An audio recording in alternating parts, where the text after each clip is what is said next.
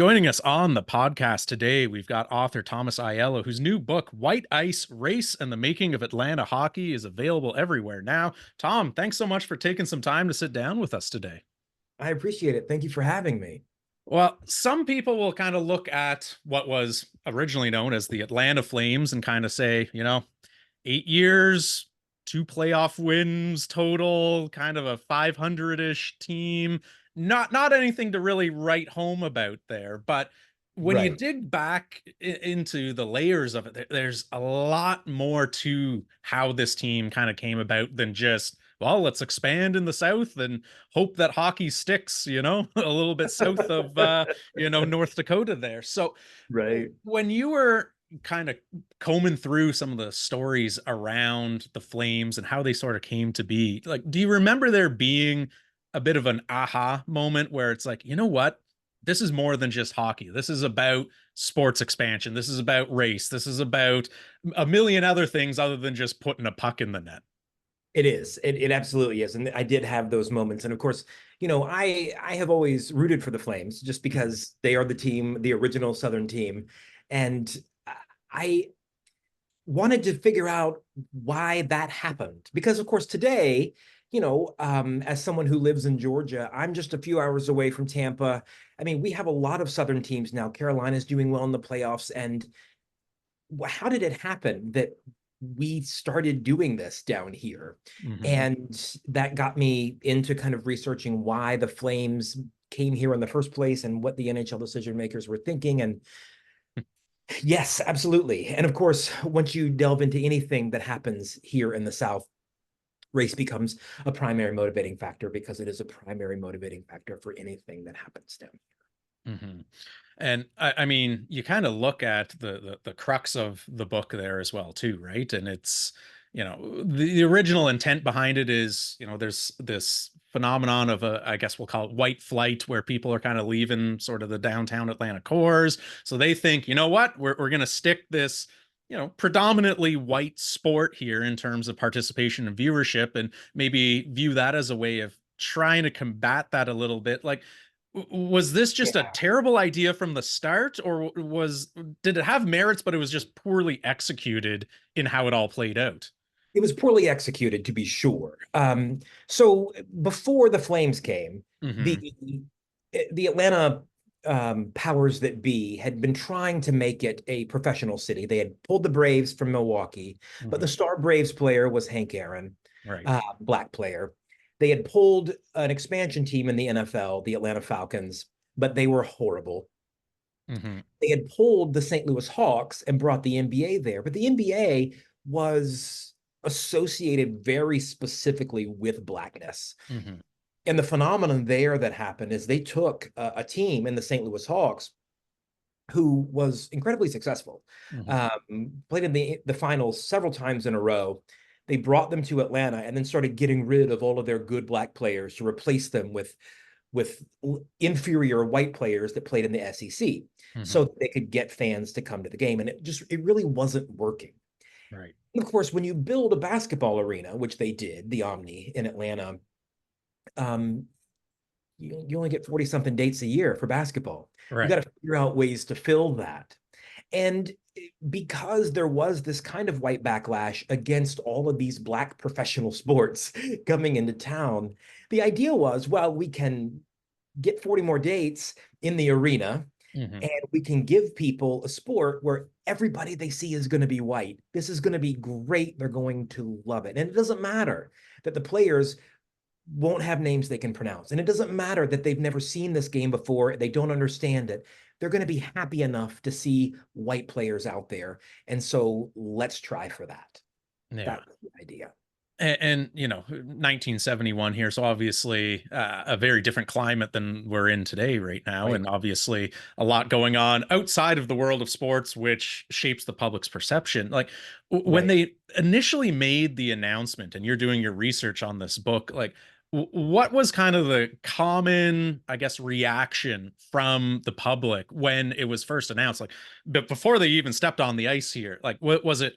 Confusion? Was it excitement? Was it indifference? Like, where did people kind of even fall on that spectrum of fandom prior to them starting?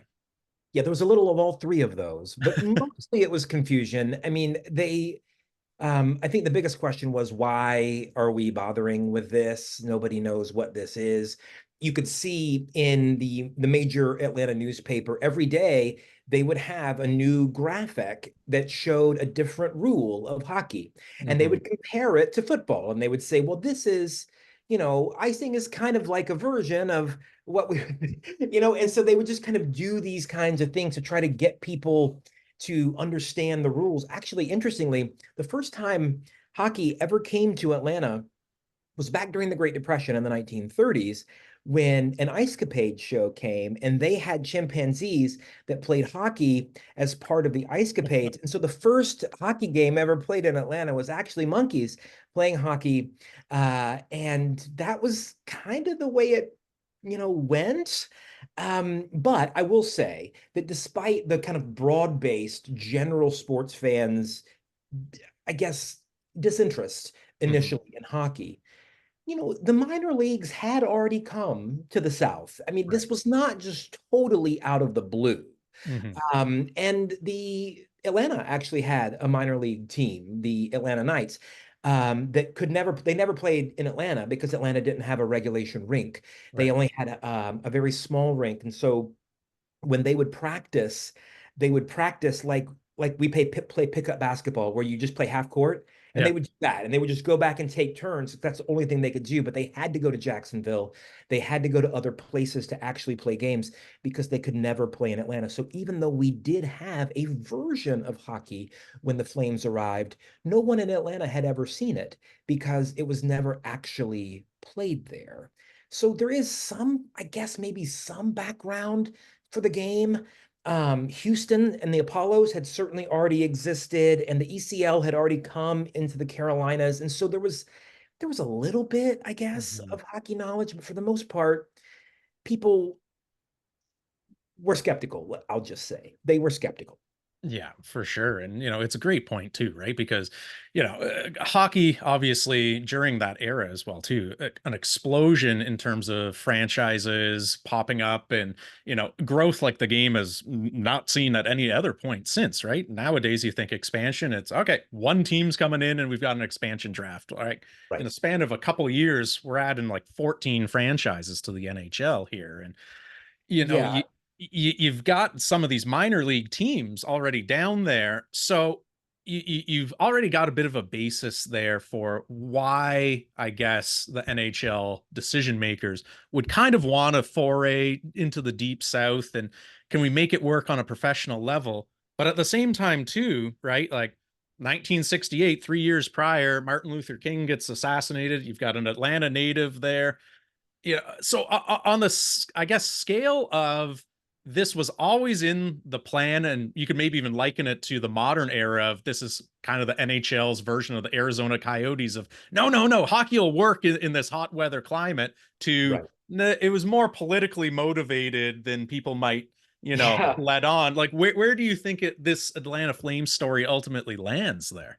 Right. So from the NHL side, I mean, there really is a different story here because the push to move into the Deep South market was really fed by the creation of a rival league, Right. uh, the World Hockey Association, which will not be a minor league and which is designed specifically to be the hockey's version of the ABA, and is actually founded by the exact same people who did the ABA and Hmm. managed to get a merger with the NBA. That's very much what they wanted. And when they were created, that put the pressure on the NHL to say, all right, well, we need to start getting into some of these other markets. And even though they never actually played a game, the original set of teams that the WHA announced included Miami. Hmm. And so they were looking to come into that market. And so the NHL, in kind of a reactionary position, said, okay, well, we need to go ahead and expand.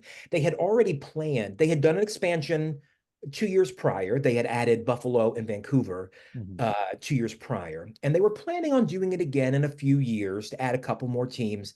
But the WHA is going to just speed up that timeline. Yeah. One of the teams was guaranteed. They were going to put a team in Long Island. that was kind of a done deal. They had worked it out with the Rangers, and the Rangers had kind of signed off on it.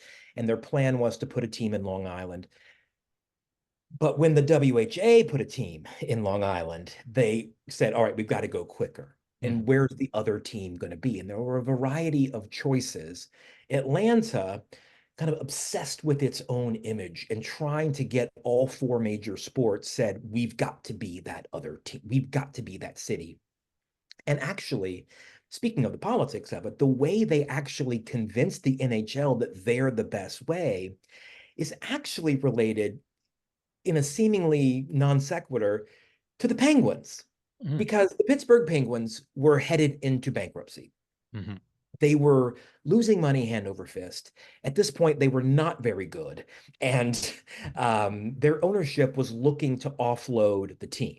Right. Now, at this point, now I know this today when we've got Utah and everything else, this is a normal thing for us, but no NHL team had ever left its home city and moved somewhere else. That Mhm. had happened in all the other sports, but not in hockey. And Clarence Campbell, the commissioner of the NHL, had kind of prided himself on the fact that no team had ever had to move cities and did not want the Penguins to leave. And so the buyers that the Penguins ownership were looking for were elsewhere. One of our big sports promoters down here, the guy who owned the Hawks, a building magnate, the guy who built the arena, a Mhm. guy named Tom Cousins, steps in, goes to Clarence Campbell and says, I'll put up the bond to secure a loan so that the Penguins can stay in Pittsburgh, and I'll make the loan. I'll pay the money. I won't own the team. I'll just be the loaner. I'll make sure Pittsburgh can survive as the Penguins. And in return, we get bumped up to the front of the list. And combined with the WHA moving into the South already, Clarence Campbell was like, this is a good deal. We want the Penguins in Pittsburgh. And so it is really Atlanta and the Flames that are the reason why we still have a Pittsburgh Penguins today. That ends up bringing hockey to the Deep South. Yeah, and all of this way before the Sidney Crosbys or the Mario Lemieux of the world were kicking around, and Right. so And the they're in a crowded financials there. market, already in the Northeast with another team in the state that's the Flyers are actually really good in Yeah, the 60s. And so yeah, I mean it was a tough deal, but a lot of that doesn't end up happening if we don't get the Flames. yeah. Well, we get Atlanta, they get their franchise, mixed bag to kind of begin with, and ultimately end up relocating within a decade, which for any major sport, not a great look there. But was there really, I guess, a tipping point that you could point towards as far as when did perception of the team, attendance, all of that really start to sour to a point of no return? Like, was it 2 years in? Was it 5 years in? Was there that kind of inflection point that you can say, like, it was never the same after this kind of point in the franchise there? Right. So there are two versions of that story. The first is the initial marketing campaign to try to get people to come to the games Hmm. really sold to a very specifically white upper class audience, to the point where in the first couple of seasons, everyone wore suits to the games. Hmm. I mean, it became they were serving champagne instead of beer. They were trying to make this because they wanted, again, a white sport that was only going to have white fans. And so they tried to sell this as an upper class thing. They were selling tickets for more than they were selling the Hawks tickets, specifically to price out the kind of people who would go to the NBA. Yeah. That didn't really work, I Yeah. guess, obviously.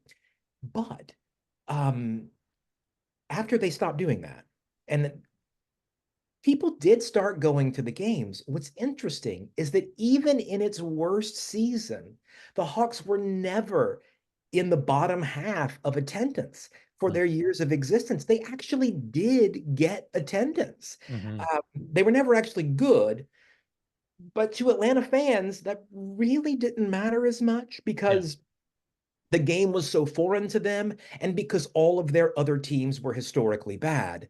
And so it actually wasn't attendance that drove the Flames away. It was actually the financial troubles of the owner. Um, but yeah, I mean, I think the myth has always gone that Atlanta rejected the Flames, did not go, they weren't good.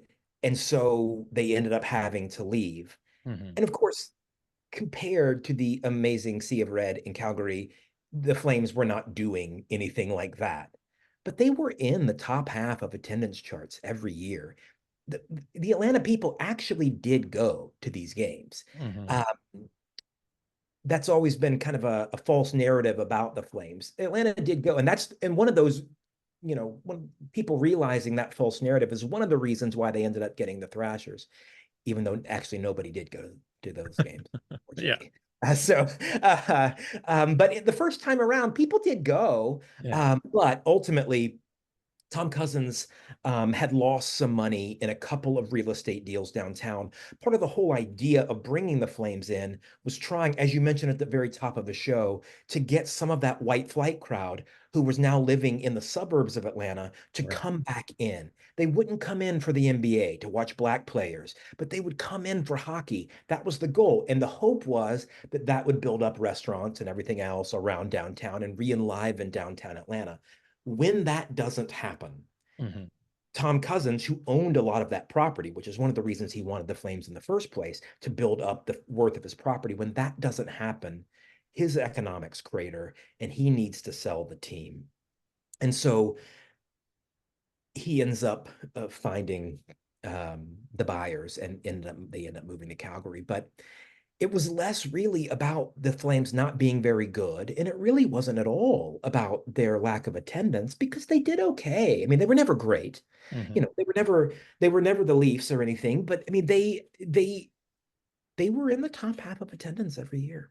Yeah. Well, it's an interesting, kind of case study in just sociology in general here, right? Because like we mentioned, the era that is taking place in, right? Racial tensions at an all-time high, a All lot time. of things that are making the news for all the wrong reasons that you don't want to see happening. And so you've got this very diverse community there, a predominantly white sport. Like you said, kind of started out with let's just get cater to that white audience, but over time, evolved a little bit as some Yeah. of a more diverse crowd started adopting the sport, and it wasn't as foreign to them as maybe it was when it first came into town.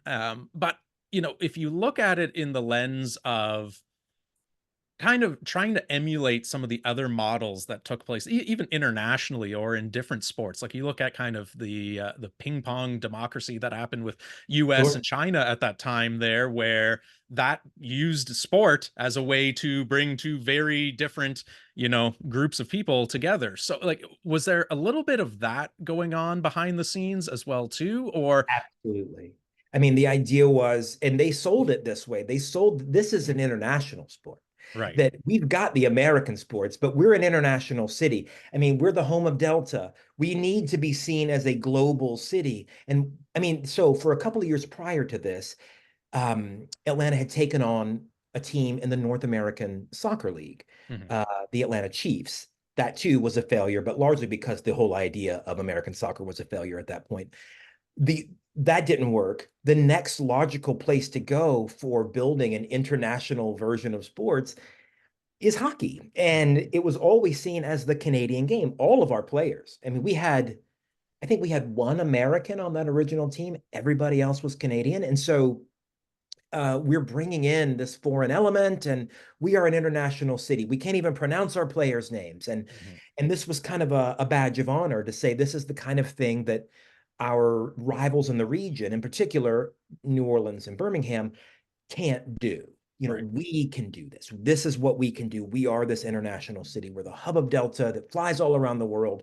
We have hockey, and it was you can see why they would do that. But it was a tough sell. I mean, to be sure. And a lot of the Canadian players, sorry, dog. A lot of the Canadian players they were worried about it. Yeah. All they had heard their entire life was horror stories about the South. Yeah. Horror stories. And they've openly said that they were nervous about Hmm. coming to the South. And almost everyone in that era had the opportunity, were drafted twice. Yeah. Everybody in that era was drafted to the WHA and the NHL, and you had your choice of which one to go to. The WHA was offering more money to everybody. Yeah. But the NHL had the legacy of being the NHL. And so the choice was, do I go and play in Western Canada or somewhere like that where I'm more comfortable and making more money, or do I go to the NHL? Hmm. And that means I'm going to have to go down to the boondocks out in the middle of the South. And I mean, Rocket Richard, our kind of number one draft pick, our star player from who ended up on the Nordiques, but was very much a Quebec City guy Hmm. in general, had the opportunity to stay in Quebec City to play for their WHA team. He decides to come play for Atlanta, but he openly says, you know, I was nervous because I thought all Atlanta was black people, and I've never been around black people. It wasn't like I hate black people. It was just like that's not anything I've ever experienced before. But he comes to Atlanta and sees, okay, well, this isn't so bad, and he decides to come play. But there was a lot of trepidation, even on the part of the players, just to what's hockey going to be like down here? I Yeah. mean, if you're used to playing in major juniors and having sellout crowds, and now you're going to go down to the deep South, where a city that is majority black by 1971, to play hockey in 100-degree weather, it just Yeah. seemed, it was a bridge too far for some people. And a lot of our draft picks did end up signing with the WHA just because it's just they'd rather be in Saskatchewan and than play in a gigantic major American city, because that major American city was not a hockey city. Yeah.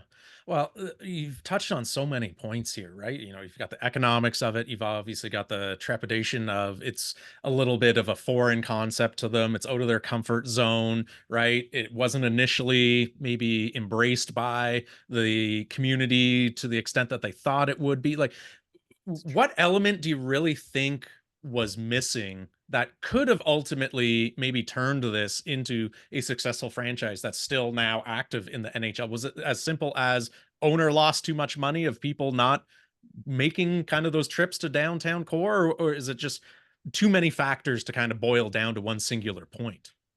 I think the Flames were doomed from the beginning because of the entrenched nature of white flight.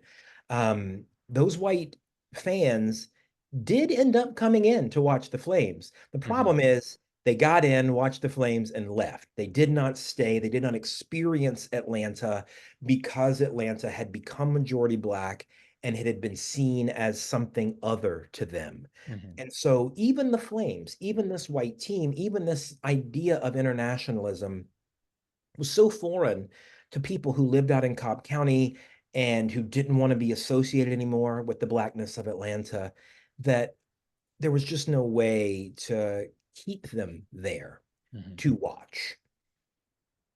It has been speculated, and I think it's very possible, that if the Flames had won, Hmm. that would have made a real difference, that people would have invested more in the team had they been more successful when they got to the playoffs. Yeah. And I I think there's some merit to that. It's a low bar here. We are historically not I know it doesn't sound like this because the Braves have been on such a run for so long, but we are historically a terrible sports state. Georgia is, and especially Atlanta is. They never People never go. We always lose. It's a low bar to meet. The Flames did not have to compete with the kinds of other sports success that other major cities have, and yet they couldn't do it. Hmm. And if you had shown people success, maybe they would have wanted to stay. In reality, though, I think the structural way that Atlanta was built and the way that the white response to civil rights, the outmigration of white people, and the outmigration of all the money with the white people pretty much doomed the Flames from the beginning. Yeah. And I Well, think that's the reason why the Braves play in Cobb County today. I yeah. mean, that's the reason why they moved out of town too. So it's it's happening still. Yeah. Well, I mean, you look at it in a modern context as well here, right? Obviously, the Flames, they fizzle out after 8 years. Fast forward a couple decades, all of a sudden the Thrashers are there. They last 11 years. They end up moving as well. Now the NHL is in their next talks of expansion and whatnot. And to me, almost inexplicably, the Atlanta keeps kind Atlanta's of on the getting list. We're floated always out on the again. list. Yeah. Yeah. So, like, in your mind, having done the research on the original Flames, having seen the Thrashers experience come through, like, do you think it's just the matter of get the right ownership group in place and this can work? Or is this just an exercise in futility on the NHL's front as far as it's a nice idea on paper, but in practice, we've now seen it a couple times that hockey ultimately doesn't work in Atlanta. Right. So, first of all, let me say I am rooting for Atlanta to get another team. I would Yeah. love that. That would be so great. I mean, now at this point, I just have to go over to Jacksonville to watch my minor league hockey all the time. I can't go see the NHL all the time. So, I would love it. Yeah. But that said, I don't know if it will be successful. We do not have a good track record. I will say, though, one of the reasons why Atlanta is on the list again is Mhm. because since the death of the Thrashers, we have seen just the immense interest in the Preds, in the Hurricanes, and in the Lightning. Mhm. Now, they had variously good seasons during the time when the Thrashers were in Atlanta, but they never were great in attendance. Mhm. Even the years now that they are bad, the Predators tickets are impossible to get. Mhm. The Lightning tickets are impossible to get, and the Hurricanes tickets are impossible to get, even when they're not great. And so I think the NHL is looking at the South and saying, well, wait a second. Mhm. Now the difference is we have three legitimate NHL teams that are selling out all the time. Now, of course, I'm not counting the Panthers because the Florida Panthers do not sell anything. They Yeah. get nobody in the stands, even when they're good. But those three teams do. And the one thing they all have in common is that they're about equidistant to Atlanta. Right. And so, and since Atlanta is the hub of the region, since it is the major media market of the South, I think they're enamored with having that, especially now that the Turner Company has broadcasting rights to the NHL. And of Mhm. course, its home base is Atlanta. And so all of the playoff games right now are being broadcast through a system out of Atlanta. And so I think that's why they get on there. But the situation financially, Mhm. racially, public transportation wise in Atlanta has not changed. There is a reason the Braves built their new stadium north of Atlanta and not in Atlanta. They were following the money. Mhm. And the money, unfortunately, is not where the Hawks play. And that is where any new NHL team would set up. It is built to have a hockey team there too. So nobody's going to go build a separate hockey rink Right. out in Cobb County. And if that doesn't happen, I don't think it's going to be successful, even though I wish that it would. We just don't have a good track record. Yeah. And there is also this kind of just this legacy that once you lose teams, you expect negativity, you Right. expect failure, you know. And I and I think Atlanta is set up that way quite a bit. The one exception to that rule is the Thrashers, simply because Winnipeg lost its team, and when they and yet they never lost their interest. And so when they got the Thrashers, which I still think of the Jets as the Thrashers, Mhm. uh, and so when they got the Thrashers, they cared and Yeah. they made sure it was going to work this time. I don't think Atlanta has that in them. Yeah. I mean, we are a deep South city. We care about college football first Yeah. and everything else second. Yeah. Everything else is way below. Atlanta is still a college football town more than anything else. And, you know, those of us who want hockey don't always, we're predicting kind of doom and gloom on that. But we'd love another try. We'd love Yeah. another try. I mean, I Third don't, time's the charm sometimes, right? well, a lot of the kind of scarlet letter of race that was there during the Flames is off, I think, a little bit. I mean, we are even more black in Atlanta now, and we are seen as a progressive place.